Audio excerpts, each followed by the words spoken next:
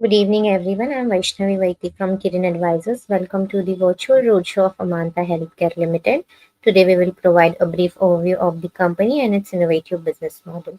Amanta Healthcare Limited is engaged in development, manufacturing, and marketing of sterile liquids products, including both large and small volume parentals, and caters to six therapeutic segments, which includes IV fluids, formulations, diluents, and injectables, ophthalmic respiratory solutions, and irrigation solutions with container volumes from 2 ml to 1000 ml. From management team, we have Mr. Bhavesh Patel, Chairman and Managing Director. Good evening, Bhavesh sir. Welcome. Good evening, Vaishnavi ji. Hello, how are you? I'm fine, sir. How are you? All good, all good. Thank you. We also have Mr. Shailesh Shah, President Finance. Good evening, Good evening. everybody. Welcome. Good evening. We have Mr. C.A. Yogesh Jain from Beeline Capital Advisors Private Limited. Hello everyone. Good evening, Yogesh sir.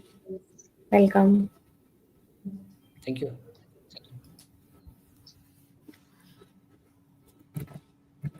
Now let's play a short AV of the company.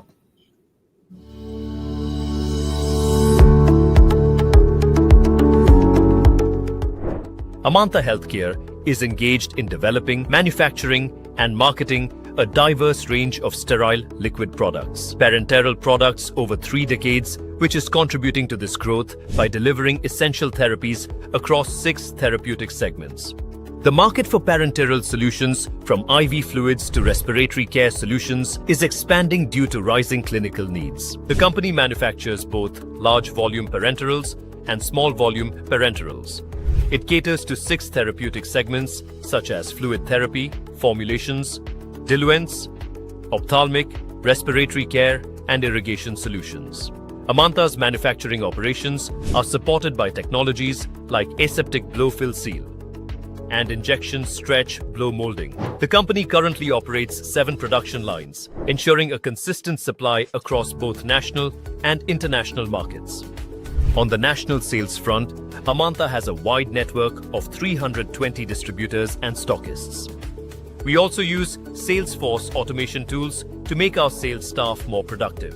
Internationally, the company exports to 21 countries, and we have a portfolio of 47 products registered across 120 international jurisdictions. In addition to this, the company does the sizable business in contract manufacturing and product partnerships segment.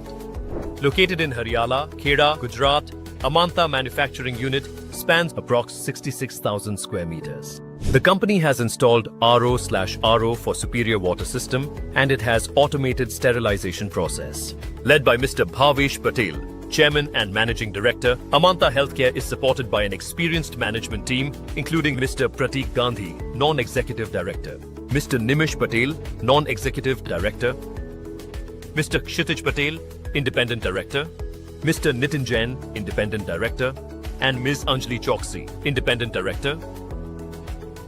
As demand for sterile healthcare products grows, the company remains committed to enhancing its manufacturing capabilities and distribution networks to meet both emerging needs and long-term healthcare trends.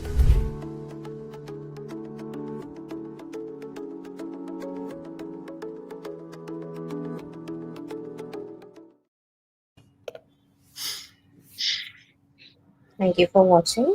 Now I would like to hand over to Bhavesh sir to tell us the journey of the company. Over to you, sir. Thank you, Vaishnavi ji. I welcome all the participants in this IPO Meet roadshow. I will like to be as brief and precise as possible because I would rather leave more time for Q&A than being very repetitive. So this company was started as a family enterprise. We became operational in year 1998. Initially, we had a very modest capacity of manufacturing IV fluids and some injectable formulations. Thereafter, we kept adding capacity almost every second year. I would say we have grown in terms of capacity by roughly 10 times since our inception. And the top line has grown by from 10 crore to roughly 290 crore. So that had been our That has been our growth trajectory. In this process, at various stages, uh,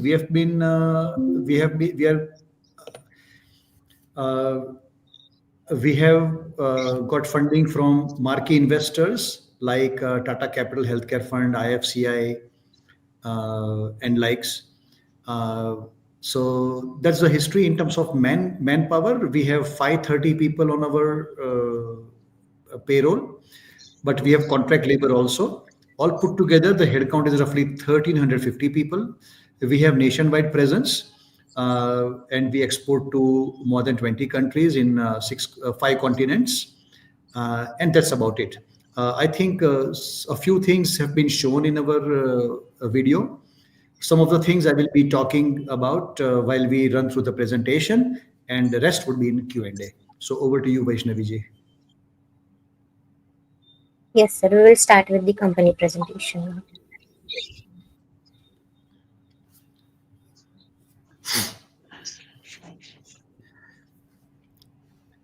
now. Good afternoon, So, everybody. I will. Yes, sir. Sunil, I can run through this presentation if you allow me. Please. Yeah, okay, thank you. So, Amanta is a pharmaceutical company engaged in manufacturing sterile liquids. We make large volume and small volume parental company. Uh, our operation can best be explained as a integrated manufacturer where we do formulation development, manufacturing, and marketing of the products. Next slide, please.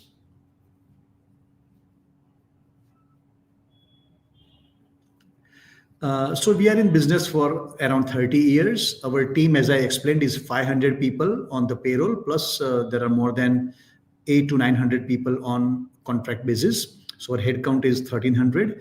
I would like to mention that we have sizable and disproportionately higher employment of women, and in terms of diversity and from social impact point of view. We have exported to more than 21 countries, as I mentioned. Our product portfolio is 47, which is going to only get expanded in coming months. Nationwide, we have 320 channel partners. Our revenue was 274 crore. EBITDA, we closed at 61 crore, and PAT was 10.5 crore. Our ROA is 12.42 and ROC is 13.72.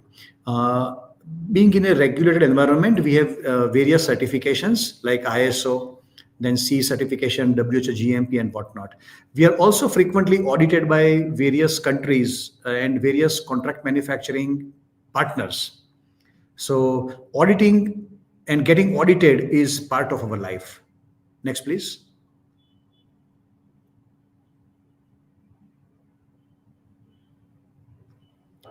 I would not like to get into micros, but broadly speaking, I would explain our growth trajectory in three phases.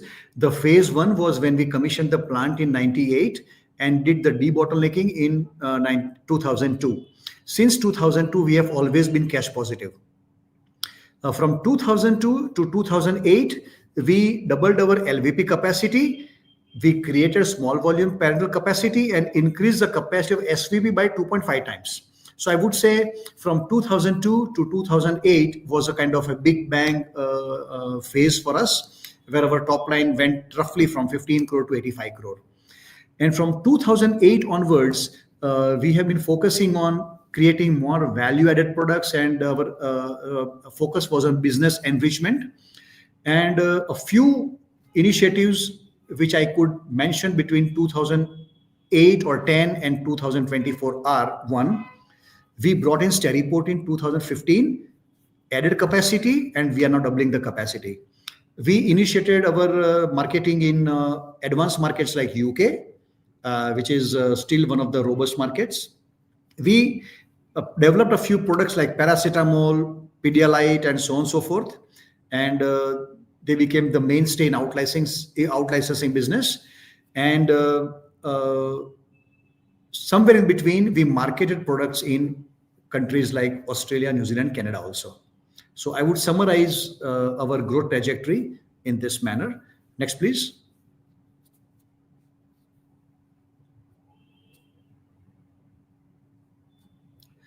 We have seen our board profile in the AV. I don't want to repeat that.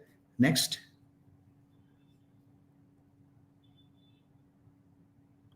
So these are the therapeutic offerings. Fluid therapy, or IV fluid as they call it, is one of the product that we launched in the initial phase. Then we have formulation injectables. This includes antibiotics, diuretics, antifungal, antipyretic. Then we have diluents and injectables. These are comprising of salts, pure water of injection, and lidocaine. We have ophthalmics. We have some otic solutions as well. We have respiratory care products, mainly those which are used in nebulizers. And we have eye and wound irrigation products, which are primarily marketed in UK and Ireland, and they are used in phacosurgery. So you must, whatever you see here, everything is packed in plastic.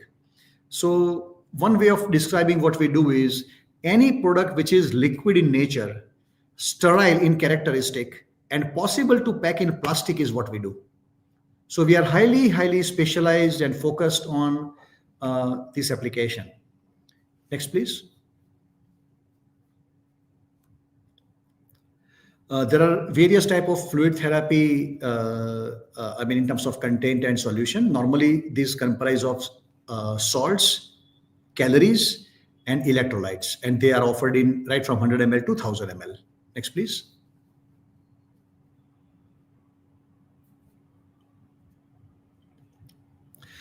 Formulation, as I explained, I don't want to be repetitive, but they comprise of antifungal, antibiotic, quinolones, and so on and so forth. Next, please. Again, these are diluents. Diluents, they look very benign. It's just water of injection and normal saline salt. But this is one of the most tricky product to maintain the stability. And this, by the way, this is the product we had exported to Australia, New Zealand, and Canada. And I must mention that we are the only company from India which has sold injectable diluents in these markets. We understand this territory very well.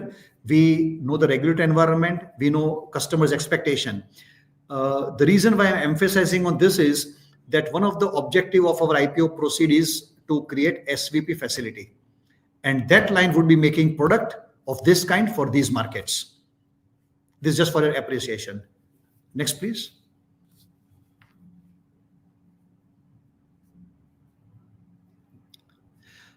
These are ophthalmic products. This is our smallest vertical, if I may say so. But at the moment, we are investing a lot of time and money on developing a product pipeline for ophthalmics and respiratory care. So 50% of the product development that we are doing today in-house are in ophthalmic space. And we would be seeing a lot of action in this space as well. And ophthalmics are, we develop the product, we manufacture it, but we don't do front ending. We license out to our channel partners and major pharma companies in India as well as abroad. So our main revenue in this is coming from Indian market and UK market. Next, please.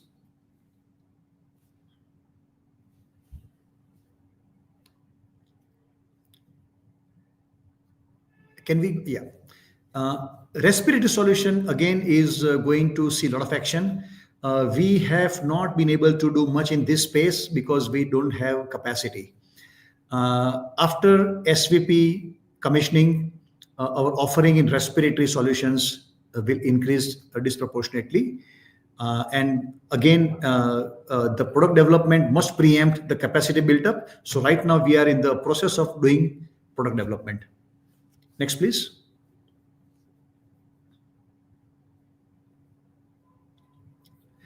These are irrigation product, as I mentioned. These are primarily used in UK and Ireland, and are used for eye and wound irrigation and phacosurgery.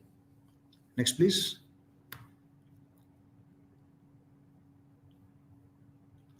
Globally, we have three revenue verticals: national sales, international, and product partnering. I will elaborate more in subsequent slides. Next, please. So This is our national footprint. As I said, we have more than 300 channel partners. Before we launched Terryport, our 90% revenue was coming from western part and northern part of India. By virtue of Terryport, we have nationwide presence. You can see we are there even in Agartala, right from Kashmir to Kanyakumari. The whole country is covered, and Terryport is one of the mainstay in this. Next, please.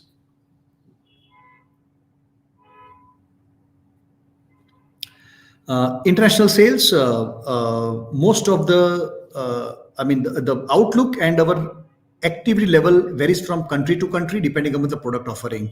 So, for instance, the small volume portfolio is very, we have robust business coming from UK and Ireland and Far East. Injectable formulations all across, we get from Africa, Southeast Asia, Philippines, Vietnam, and Latin America. So that's the kind of diversity we have. Next, please.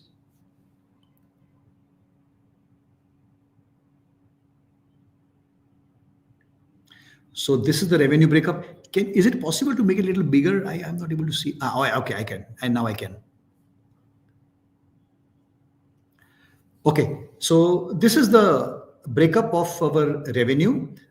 In year 25, roughly 90 crore came from international business. Product partnering was roughly 10%, comprising 30 crore, and nearly 150 crore, which is 55%, came from domestic business. Next, please. These are various certifications. We have been certified by numerous countries, but probably whatever has happened in the last 1 year has been captured in RHP. So this is a very small sample of a number of inspections we have faced all these years. Next, please.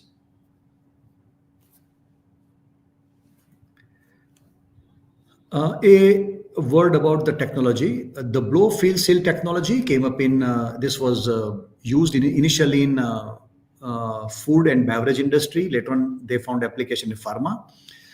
Typically, any pharmaceutical product they make in the, pharma companies would manufacture the solution or content and they get the container from outside and then they fill it. In blow fill seal technology, the solution is made by us, the container is also made by us, and everything happens in situ. So in a very small volume, which is under class 100 airs, the container is formed, contents are filled, and it's sealed. So there's a technology. So we have been using blow fill seal technology for last many years. When we launched Terryport, we decided to use technology of injection/blow molding. This happens in 2 stages. It has many technical advantages, which I can explain later. Next, please.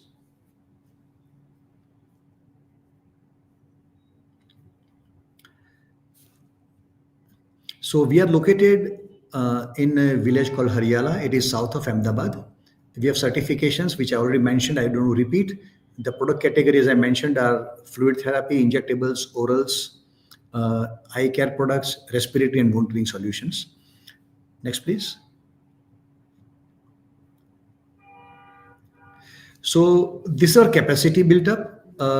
This chart is very kind of suggestive that our capacity has more or less remained frozen in last 3 years, and our utilization has always remained 90% and above. So this is historically, whenever we commission any line, manufacturing line, facility, we utilize the plant from day one at full capacity. So, and then we curate our product portfolio. So that would include the product mix and market mix. And that is a kind of evolutionary process which takes around 1 to 2 years. Next, please. These are broad numbers about the industry. This presentation, I presume, would be shared, so you can go through it. But broadly speaking, India is a underserved market in terms of healthcare, and per capita spending, per capita infra available. In all these parameters, you will see that there is a lot of room available for growth. So India is on that curve where the healthcare services and healthcare products would be seeing robust demand. So this is only suggestive of that. Next, please. So this shows the overall demand curve. And I must also mention that fluid therapy in India is increased. The demand is increasing at around 8 to 10% year on year. So currently the total demand is roughly 160 crore. So every year there is incremental demand of around 10 to 12 crore bottles minimum year on year. Next, please.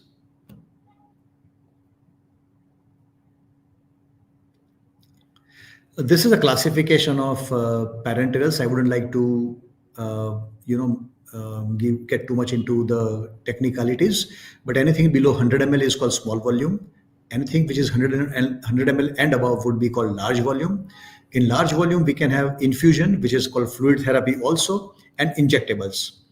In small volume, there are four offerings. So, to put it differently, small volume capabilities are would be enable us to have more offerings in that sense.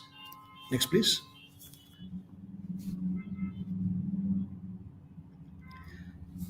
So, Indian healthcare industry is estimated to grow at a robust rate. These are the numbers from CRISIL. And the reason why the demand in healthcare in general will increase is the government is very supportive of healthcare. They want that everybody should be in a position to avail the healthcare facility. There is awareness. Disease profile is changing. Along with disease profile, the treatment approach is also changing. And earlier, IV fluid was administered only in case of critical condition, dehydration, and things like that. Not anymore.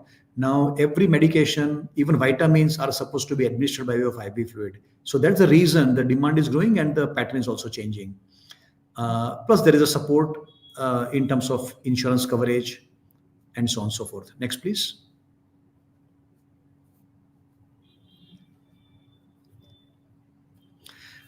These are the key financial highlights. I would request Sailesh Bhai to talk about it.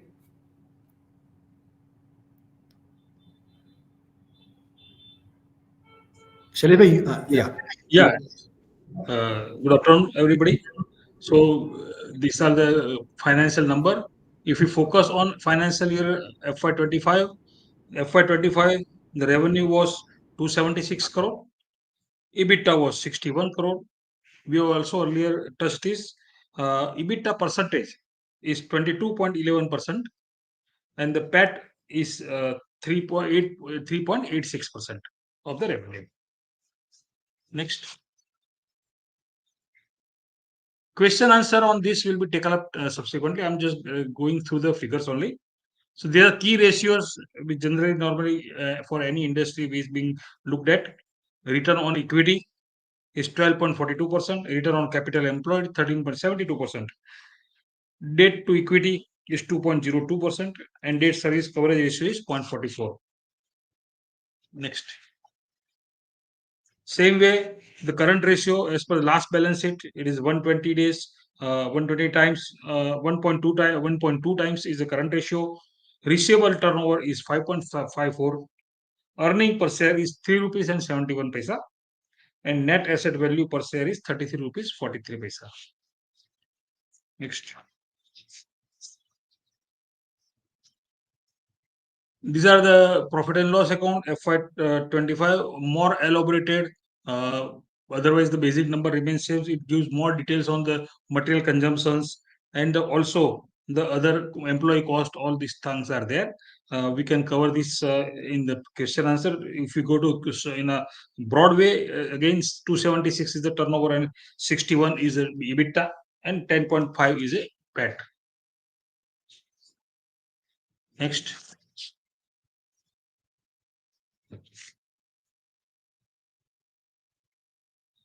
Balance sheet at a glance, key numbers of the balance sheets. So very difficult to run through, read through. We'll cover this in the question answer.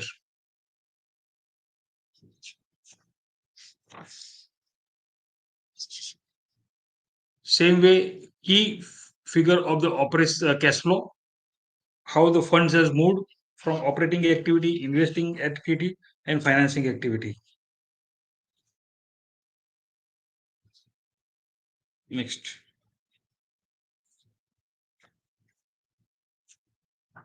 This is a boys. Do you want to cover this?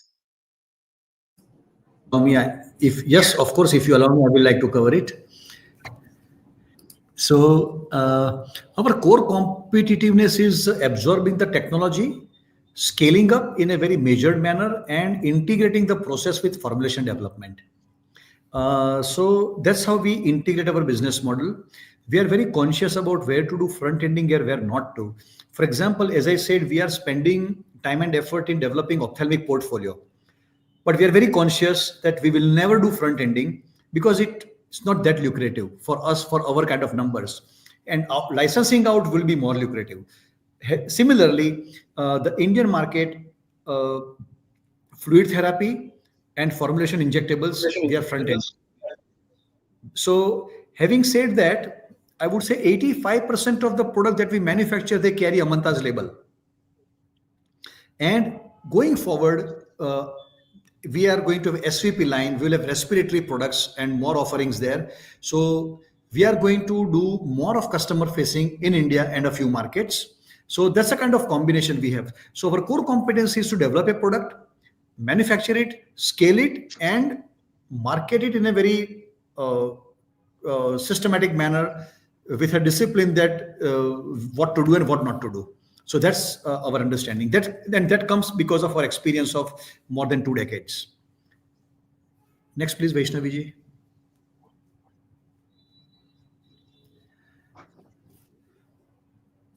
This would be slightly repetition of what I said. Uh, our business strategy would be to engage with our channel partners, and along with the company's growth, our channel partners also expect to grow. So if you can fuel their business growth, then they would have more stickiness with you. So I'm very happy to share with you that all our leads in the market, the zonal managers, they are with us. There is no change in last 10 to 12 years. And one reason is that, and similarly, there are many stockists who are with us for last more than 2 decades. So that stickiness we have been able to generate, and with a doubling of Steriport capacity, that will only get better and stronger. Next, please. So this is a key investment rationale. Our manufacturing is modern, I would say, and we keep upgrading it as per the regulation. By the way, there is a new Schedule M. It is even more stringent. It is kind of more demanding in terms of manufacturing discipline and procedural compliances. So, making injectable as such is known as a difficult to make dosage form. So, our manufacturing capability is our main strength. We have experienced team. Our leadership team is with the company since beginning. Even our middle management team is also there with us for a long time. We have extensive distribution network. There are markets where we are not present today, but we have done business in the past, and that's a known territory, known product, known regulation. But for want of capacity, we couldn't do much. Now that we are adding capacity, even those markets would be addressed. And most importantly, we are a kind of niche manufacturer.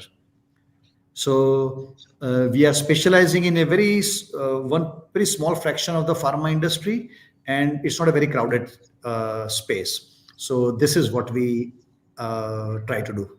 Next, please.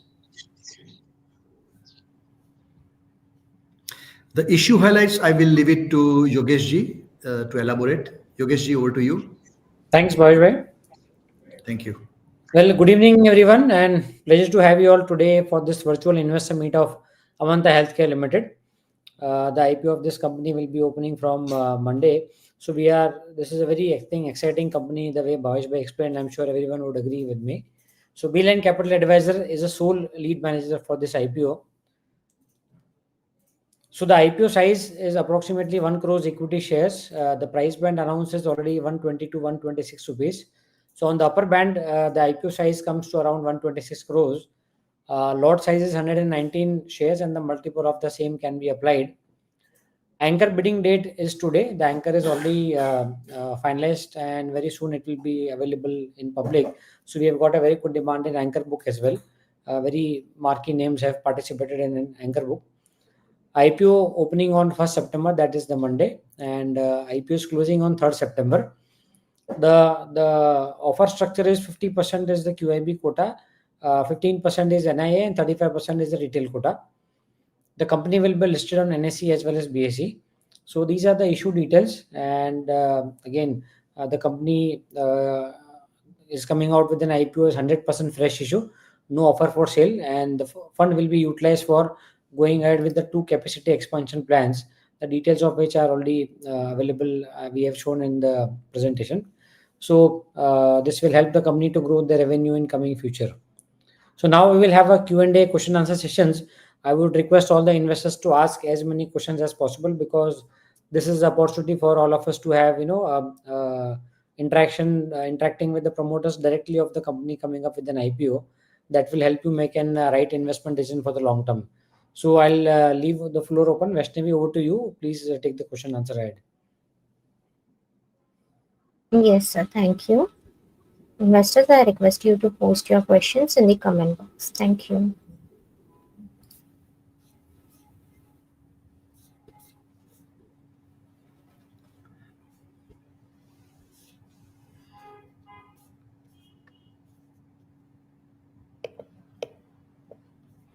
First question is from Mr. Yash Mistry. With over 30 years in business, how has the company maintained its relevance and competitiveness? So this is a perpetual struggle. When we were very small, that time also we were facing this question. At this stage also we face the same question. I think this question will persist for lifetime. So to remain relevant, what we feel is that we have to have a business model which is sustainable in terms of EBITDA. So, and that has always been our profile. We have always maintained a robust and predictable and balanced EBITDA levels. To do that, we always have 3 to 5 year planning. I can give example. In 2003 or 4, our top line was 15 crore. And 2008-9, it was close to 90 crore. So this was done in a very systematic manner. We decided that we will double the LVP capacity so that we have scale. India is one non-fragmented huge market. So whenever we make an investment decision, India or Indian market always remains at the center. So that whole initiative was into two parts. One, to double the LVP capacity, and to create small volume capacity, which was not there. That was phase 1 of that plan. In phase 2, we doubled SVP capacity. And as a result, we moved from 15 crore to 90 crore. And from once that was completed, then our focus was on value creation by way of expanding to new territories which are more lucrative, by adding new products. By the way, it's very difficult to have new products in our business because not many products are stable in plastic.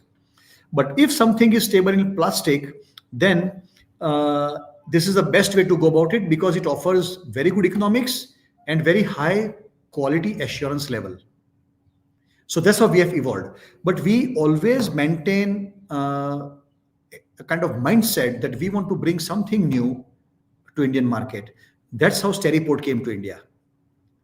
And that's how our registration efforts in UK were initiated. And that's how WFI was marketed in Australia, New Zealand, and Canada, which no company has ever done. So Steriport, again, is a product of the same mindset that at least 1 or 2 initiative in that window has to be innovative, or it should offer a new growth platform. So this is how we try to remain relevant and try to be competitive.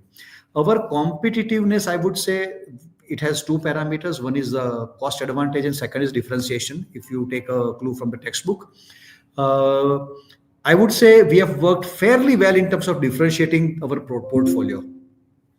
As far as cost economics are concerned, our manufacturing operations in many ways are up to the mark. They are cost effective, but there is a lot more that we can do, which we'll be doing in next 2 years, like captive solar, which is not part of this program, but very soon we'll be doing through our internal resource. So we do maintain, we do keep an eye on maintaining cost efficiency, but usually our approach is more from product differentiation and market differentiation.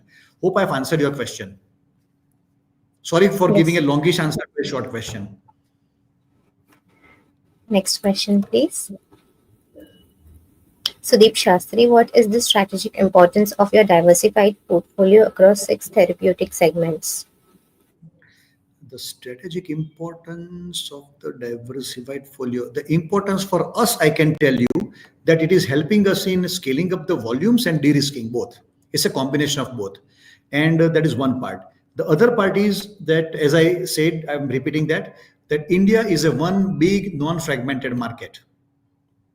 And any growth initiative from which is having a mid to long term window, we maintain India at the center. So that's how our we try to attain the strategic depth, I would say. Okay. Next Let me know, question. please. If my answers are inadequate or incomplete, please point it to me. I will try to elaborate. Yes, sir.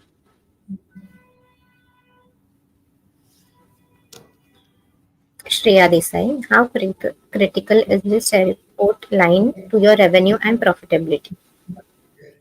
So Steriport is as I said, it is, I'm just extending my previous answer to my previous question, that normally to be competitive, you either have cost advantage or you have differentiated product.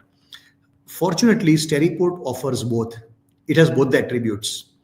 Steriport manufacturing has a little higher energy footprint. It is having little more, it's slightly costly as compared to other, but the product attributes are outweighing that. The polymer is different. For example, our product can be autoclaved 121.1. Other products cannot be autoclaved beyond 109. Steriport has transparency. Every product, large volume container label would have this, that the content has to be visually inspected by the paramedic before they are infused. But how will paramedic inspect the content if it is translucent container? You cannot. So Steriport is transparent. Steriport has two closures.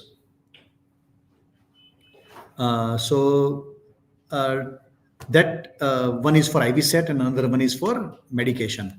So Steriport is differentiated and it is maintaining, historically we have maintained 25% plus EBITDA, and we are doubling the plant capacity of Steriport only.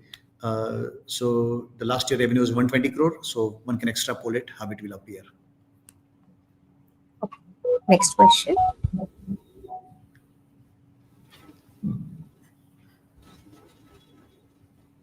Nishant Shah, what are margins made on Steriport product versus SVP products? So the product margins, they vary from product to product and market to market. One product marketing in one country may have some EBITDA. The same product with same cost structure in different market may fetch higher value. But typically they vary in the band of 22 to 26%. Both SVP and Steriport. Okay. Next question, please. Shantanu, how do you balance focus between domestic branded generics and international markets? So international market is quite diverse in their demand profile. For example, in country A, we could be marketing 5 products. In country B, it could be completely other than those 5 products. So that way there is a lot of diversity. But India is a very strong player. The competition profile is, India stands in a very good position in terms of competition there, because it's in terms of cost of pricing as well as quality. So in India, we have huge sizable offering. More than 40 products are offered in Indian market, whereas internationally it varies from country to country. But there is a synergy in manufacturing and development. So whatever efforts we put in development and manufacturing, they are common for all the markets. Next question. Sai Arora, can you elaborate on your product patterning model, its contribution to revenues? So product partnering is roughly 10% of our revenue, which is around 30 crore last year. We are not able to develop that business much because of capacity constraint. Post expansion, we will be doing some, we'll be seeing some growth there. Product partnering can be simple, plain, vanilla contract manufacturing, which we don't do. What we do in product partnering is either we develop the product and license out, or we develop a method, testing method, manufacturing process, tooling, engineering. The container could be ours, or stability, and so on and so forth. So we have some scientific role to play in the process, scientific or technical role to play.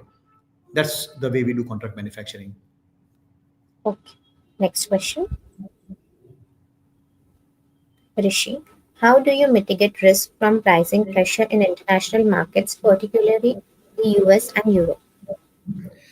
So we have no exposure to US market at the moment. Long back, some 15 years back, we sold one product to CVS Pharmacy, and we don't have much to offer to US market because their usage pattern is different. What we make is more commonly used in markets like Canada, Europe, and Australia, Japan, amongst regulated market. So in UK, we have numerous partnerships, and again, it's a kind of they are channel partners. We develop a product and license out to them. Because the product is developed by us, the IP is of Amanta, the market authorization is owned by Amanta. We have stickiness with our customers. So pricing generally is not a problem in international market. Okay. Next question. Abhinav Verma, you have over 30 years in sterile liquid products. What has been the biggest differentiator for Amanta in this segment? So differentiator was not there earlier in the first 5 years or so. But after our second phase of growth, which was from 2005 to 2008, when the company moved from 15 crore to 90 crore, that phase. So during that phase, we became the most versatile. So we were the most versatile manufacturer of blow fill seal products with an integrated product development capability. And that helped us a lot in offering more products, licensing out opportunities, and yet maintaining the synergy. Next question.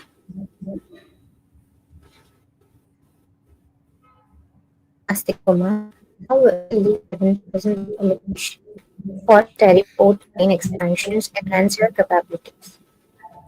Our Steriport capacity will double. And last year we did roughly 120 crore of revenue in Steriport. Next So that question. explains.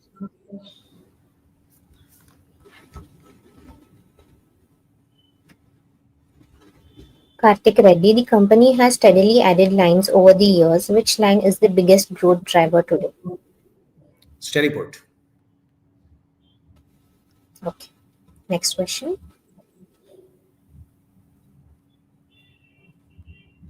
Pranav, how do APFS and ISBM technologies give you an edge in cost or quality versus traditional methods?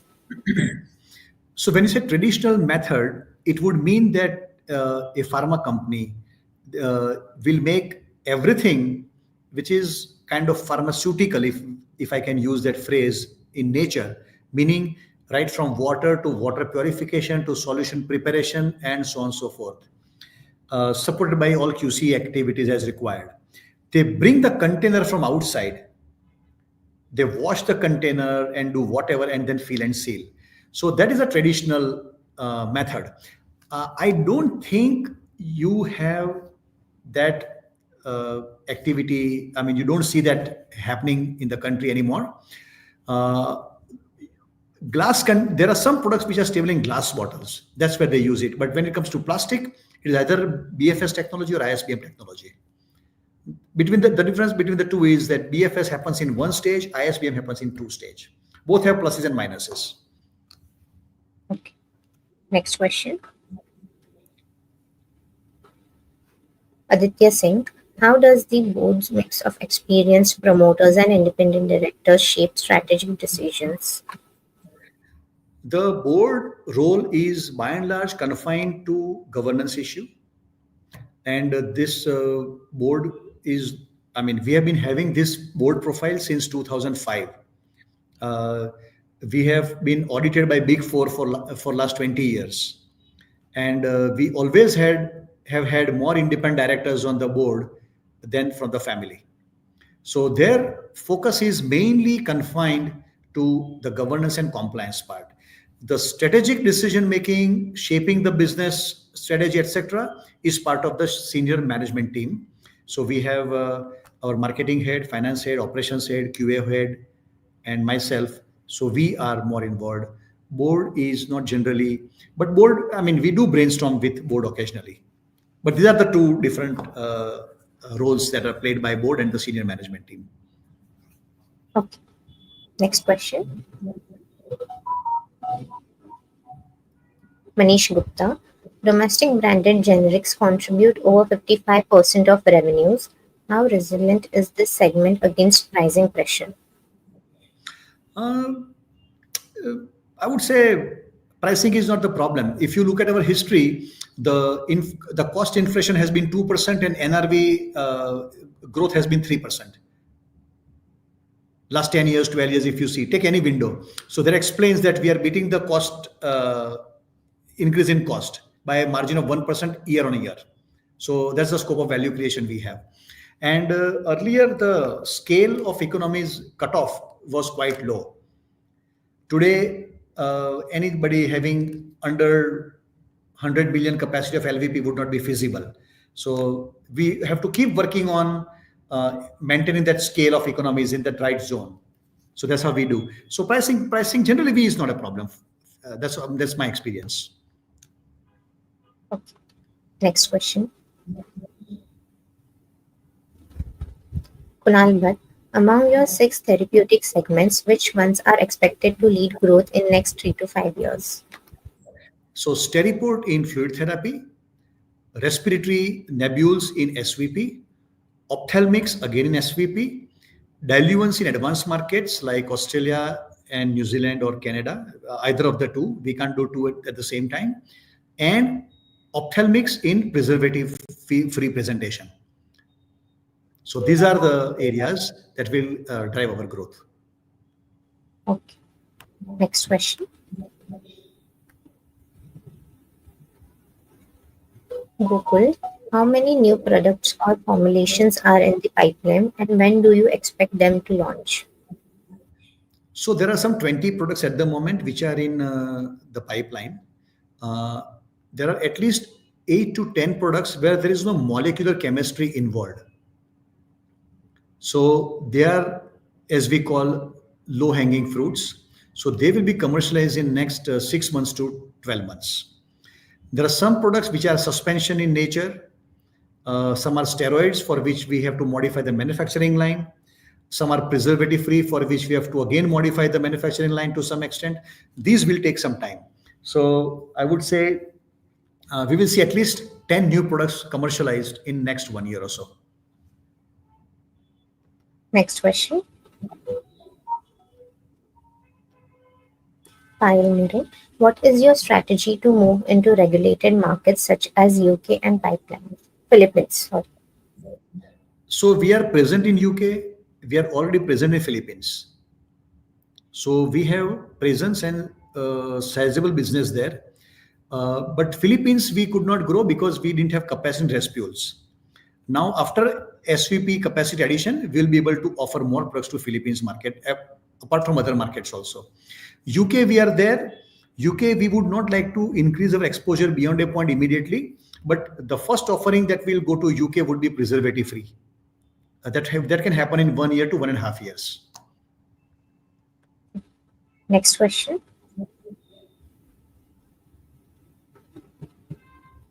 Funny Ahuja, how do you plan to enhance customer wallet share through your Steriport brand? We don't have much control over customer wallet. It is a hospital which decides, and this is not something which is discretionary in nature. It is all need based. But we can increase our reach and penetration. Our product Steriport is most preferred by anesthetist, intensivist, pediatrician, uh, and oncologist. So, of course, these are used. Steripod is used by other therapeutic in verticals also, but these are the main verticals. So, our endeavor would be to keep approaching this subsegments. Next question. Shantanu, how do raw material price changes affect you and how do you manage the risk? Because we make sterile product, the major cost is of primary packaging material. This holds true for any sterile liquid manufacturer. So plastic that we use is of special grade, is of DMF grade, and that is sourced from Korea, Thailand, uh, Finland, Germany, Qatar.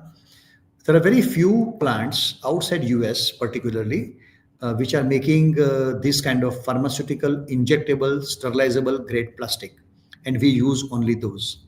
So every plastic that you use has DMF grade, and the price does fluctuate depending upon the crude oil price fluctuation. So that's about it. But we are able to mitigate that, and normally it has impact on the pricing also. Okay. Next question. Abhinav Verma, chronic therapies like antidiabetics and cardiovascular are growing faster. Do you see yourself expanding into those? Not directly, although anti-diabetics and cardiovascular both are different verticals. Cardiovascular again has normal medication and intensive care. So some of the intensive care products in cardiovascular can fall in our radar, but not at this stage. Our main focus would be on Steriport, ophthalmics, and respiratory care only. And respiratory care is part of critical care vertical. So there's a lot of synergy, and this is chronic in nature. And they are also used in hospital. So we have a manufacturing synergy and distribution synergy. So wherever we have distribution synergy would be uh, seen favorably within. And there are enough growth opportunities within this space. Okay. Next question. Karthik Reddy. PAT turned positive in FY24 and FY25 after a loss in FY23. What structural changes drove this turnaround? So our EBITDA is robust, but our PAT has been subdued because of the interest cost, which was high earlier. Now it has come to normal level. The loss part in FY23 was because of the migration from tax regime. Sailesh Bhai can probably answer this question more accurately. So in FY23, there is a marginal PAT loss, mainly because earlier we were following a normal tax structure, that is for normal applicable to companies, there is 30% plus surcharge, etc., which we carried out the workings, and we find that the concessional structure available of 22% plus surcharge, etc., is better for the company. In the process, we have to forgo the MAT credit available. So we have written off MAT credit available in FY23 to the tune of rupees 7 crores. That has resulted in the net loss in the FY23. Otherwise, EBITDA has been increasing over a period of time. I hope I have answered the question. Yes, sir. Next question, please. Aditya Singh. Debt levels are reducing but still high. What is your target leverage post IPO? Suresh Bhai, again, this is finance, and you wouldn't like me to answer. Would you like to answer? Yeah. So debt leverage is higher as per the FY22. It is 2.02. The moment we have a IPO, If you see the post IPO, the debt to equity will turn less than 1%, less than 1. Second, debt in absolute terms also will keep reducing because we have a robust EBITDA even right now. Plus, with the expansion, with the additional volume coming up, the EBITDA will further grow and we'll have higher cash generation. On one hand, we have higher cash generation available from EBITDA and interest cost also is reducing. So our serviceability will improve more and we are always accelerating our repayment. Even in past also, we have paid more than what is due. So obviously in future also with available cash flow, we'll be able to reduce the debt on a higher side. So this should go down by, as we say, it's by FY27 something. The numbers will be much better. I just wanted one thing Okay. that uh, post steady port commissioning, our serviceability will get enhanced. There's no question about it. Our D ratio is going to be below one. That also Saripa explained. Most important thing is that from the IPO event to the commercialization of that steady port line, the duration is very short. We are going to become commercial in the last quarter of this year. Typically, you raise the capital, you invest, and it takes 15 to 18 months before you commercialize. That's not the case because we started working on steady port line 1 year back. So that's just Okay. one thing that I want to add. Yeah. Next Next, question, please. please. Nikunj Patil, what additional value will the new SVP line bring in terms of product diversification? It will enable us to, one is the scale, the volumes will go up. Second is we'll be able to address new markets and new products both. Right now we are very not very, I would say not very strong in respiratory care. With this line, we'll have that portfolio growing exponentially. Okay. Next question. Harsh Tiwari, with 47 products across 6 segments, how do you decide which to scale aggressively? So in India, we can have, we can probably do, we can choose what to do and what not to do, and how to do and how not to do. Like as I said, ophthalmics we can do, we want to do, but we will not do front ending. We will license out. So that is that choice is there for Indian market. As far as exports are concerned, it is more driven by the demand and the nature of demand in their market. So that would decide the scale up process. Next, please. Next. Kunal Bhatt, your Steriport and respiratory care production are highlighted as strengths. How big can these segments become? So Steriport is a part of fluid therapy. The as I explained, no, probably I have not explained today. It was the total demand of IV fluid is roughly 160 crore, and the demand is growing at the rate of around 8 to 10%. So every year you need more than 10 to 12 crore bottles incrementally. In addition to this, there's a conversion happening from conventional bottle to Steriport type bottles, meaning any bottle with two-port system. And there are 5 companies. We are not the only ones. Of course, our technology is different and their packaging and materials are different. That's only different. But there are 5 companies who are having a two-port system. So the customer usage pattern is shifting from conventional bottle to two-port system container, and Steriport is part of that. So if market is growing at 8 to 10%, Steriport and this category should grow at 15 to 20%. So there is a huge potential. The regulations are getting more and more stringent, not only for the manufacturer but also for the hospital. So hospitals which are having accreditation, they are also expected to maintain certain protocol, and that is one other pull factor that we see. So both will see good growth. Respiratory, again, India has it's a chronic disease condition for even youngsters and covering almost all age groups.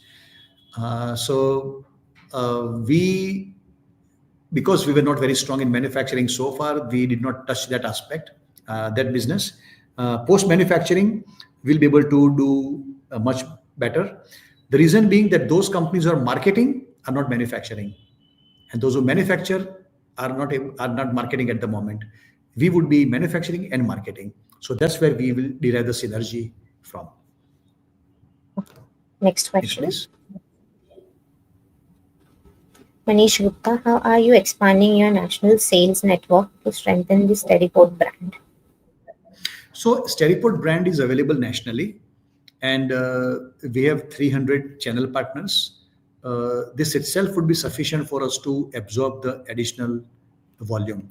We may not need to expand the channel partners numbers uh, by many fold, because we have decent geographic coverage. Entire nation is covered, including Nepal and Sikkim. So this itself would suffice. Okay. Next question.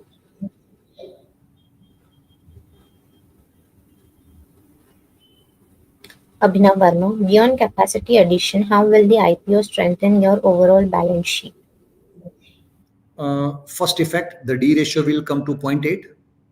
Second is that we are servicing our interest obligations through current operations itself, with with infusion of IPO and commissioning of Steadiport. Our EBITDA run rate will be far robust, and we can prepay our debt obligations. So that will bring down the debt as well as our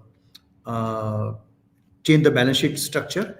But most importantly, after commissioning of Steadiport and SVP, we'll have sufficient accruals to take care of capex like captive solar.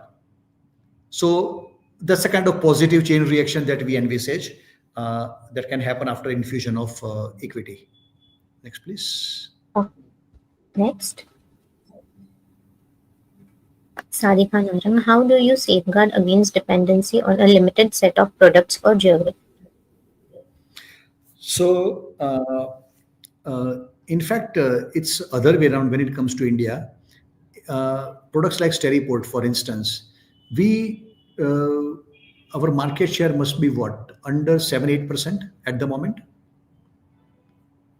and post expansion it will again be close to 10% for a while. So this question is very valid. Pharma market is very fragmented in terms of market share, and we will not like to exceed our exposure to Indian market beyond 10%. As far as other products are concerned, as I said, we have robust product pipeline, and we'll keep expanding the product basket, and our offerings to various countries will also increase. Okay. Next question. Anil Bhatt, thank you for the excellent presentation, Bhavesh sir, Sailesh sir, and Yogesh sir. I wish you all the best for the IPO. Thank you very much, Anilji. Thank you, Beeline team, and thank you, Kirin team. I guess we have Thank you. covered majority of the questions. Yogesh sir, over to you for the closing remarks. Thanks, Vaishnavi. Well, as we have seen, all the questions raised by the investors, very relevant questions. And thanks, Bhavesh Bhai, for explaining every question in very detail so that we all can understand more about the company and the products. Again, needless to say, I think the company is into very unique business of sterile liquid, supplying in more than 21 countries and with 320 distributors and stockists, more than 32% exports, and already being 96% more than 90% capacity being utilized.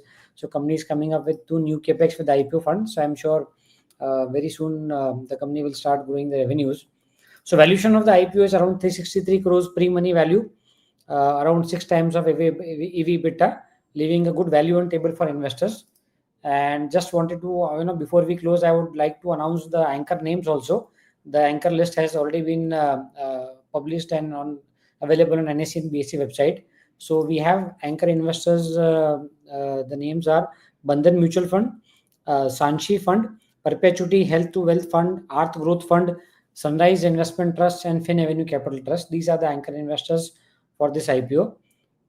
So thank you very much, all of you. And with this, I wish all the best to the promoters and the whole team of Amanta for the upcoming IPO starting from Monday. Thank you very much to all the investors to come and participate for the investor meet. Thank you. And if I may add, I'm not saying it's normally not a good manners to give compliment on the face of anybody, because it can be misconstrued. But I must say that I'm very impressed the way Beeline team you are working and the way Kirin team is working. Thank you, sir. Thank you, Bhavesh bhai. The kind of detailing, the kind of granularity. I'm not saying this for the sake of saying. I really mean it. Thank you, sir. Thank you. Thank Done. you, Thank you, everyone. everyone. Thanks, Thank Vaishnavi. you. Thanks, Bhavesh bhai. Thanks, Bhavesh bhai. Thank you All the all. best for the IPO. Thank Thank you. you. Okay. Thank you. Thank you very much, all investors. Thank you.